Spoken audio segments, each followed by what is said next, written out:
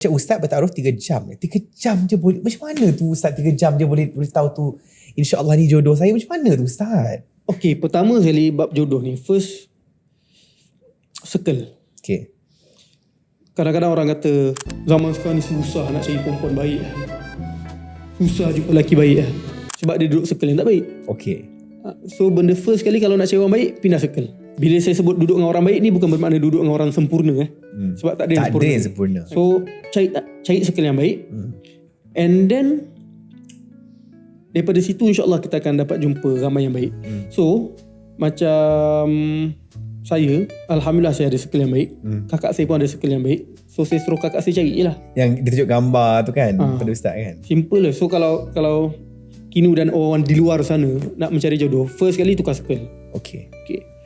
Lepas tu kalau ada minat someone daripada circle tu, approach lah. Tapi kalau kita tak tahu, tak kenal, kita minta orang carikan. Okay. Ada macam-macam cara lah cari jodoh ni. Macam saya suruh kakak carikan sebab saya tak ada kenalan sangat. Memang tak pernah berdating langsung Ustaz? Tak pernah. Alhamdulillah Ustaz. Alhamdulillah, Allah pelihara. Allah betul pelihara. Saya pun tak, tapi saya impress yang Ustaz memang tak pernah. Mungkin sebab Kinu impress sebab dalam circle Kinu tak ada macam tu. Betul. Dalam circle saya hampir semua macam tu.